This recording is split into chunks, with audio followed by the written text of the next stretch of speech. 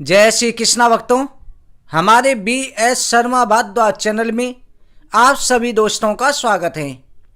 दोस्तों, कार्तिक मास की समाप्ति के बाद अगले दिन हमारे धर्म शास्त्रों में चिड़ा चिड़ी की कहानी सुनने का विशेष महत्व होता है।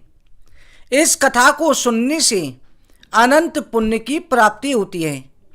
इस कथा को जरूर सुनना चाहिए। आज की वीडियो में हम चिड़ा चिड़ी की कहानी सुना रहे हैं। ये कार्तिक के पूर्णमासी के अगले दिन प्रतिपदा को सुनी जाती है। इस कथा का आप श्रवण जरूर करें। बोलो कार्तिक मातम की जय। एक बार की बात है, 4 चिड़ियां थीं। चारों ही कार्तिक का स्नान करती थीं।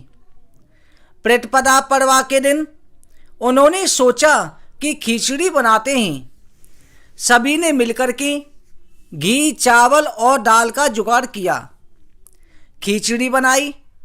सबने सोचा कि पहले नहा कर के आते हैं, फिर उसके बाद में हम खिचड़ी खाएंगे। पहले एक चिड़िया नहा कर के आ गई, बाकी नहीं आई। उसे भूख लगी थी। सबसे पहले एक चिड़िया पहुंच गई, बाकी नहाने में रह गई। उसने खिचड़ी की भाप खा ली। दूसरी चिड़िया आई तो उसे भी भूख लगी। उसने खिचड़ी का पानी पी लिया। तीसरी ने खिचड़ी खा ली। चौथी चिड़िया ने खुरचन खा ली। खाने के बाद में चारों चिड़िया मर गईं। जिस चिड़िया ने भाप खाई वो राजा के घर में राजकुमारी के रूप में पैदा हुई।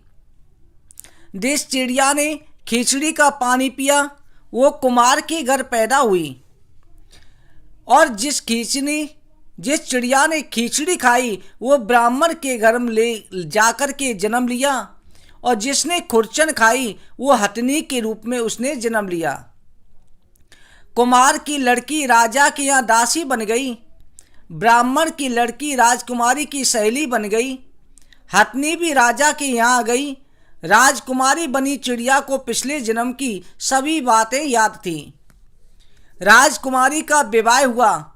उसने राजा से कहा कि मैं अपने साथ इस दासी अपनी सहेली को भी ससुराल ले जाऊंगी। राजा ने कहा ठीक है, ले जाना। राजकुमारी फिर भी नहीं गई।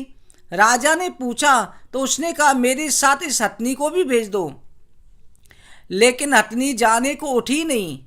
तब राजकुमारी उसके कान में पिछले जन्म की सारी बातें कह देती है, जिसे सुनकर के हथनी उठ करके खड़ी हो गई। राजा ये देख कर के तलवार निकाल कर के राजकुमारी से कहा सच बता तू कौन है, नहीं तो मैं तेरा सिर काट दूंगा। राजकुमारी ने राजा को बताया कि महाराज पिछले जन्म में हम चारों चिड़िया थीं। हमने कार्तिक स्नान किया। कार्तिक स्नान के माध्यम से मैंने जो है उसकी भापी खाई थी। खिचड़ी को झूठा नहीं किया था, इसलिए मुझे राजकुमारी का जन्म मिला। सारी बातें बता दी। पिछले जन्म की सभी बातें सुनकर के राजा बोला कि यदि कार्तिक स्नान का इतना महत्व है तब हम भी जोड़े से कार्तिक स्नान का नहा करके दान करेंगे, पुण्य करेंगे और कार्तिक के महीने की कथा श्रवण करेंगे। इस तरह से भक्तों, चिड़ा चिड़ी की कहानी ये छोटी सी कहानी है। इसे प्रतिपदा के दिन जरूर सुनना चाहिए और दान पुण्य जरूर करना चाहिए। आप सभी भक्तों को जय श्री कृष्णा।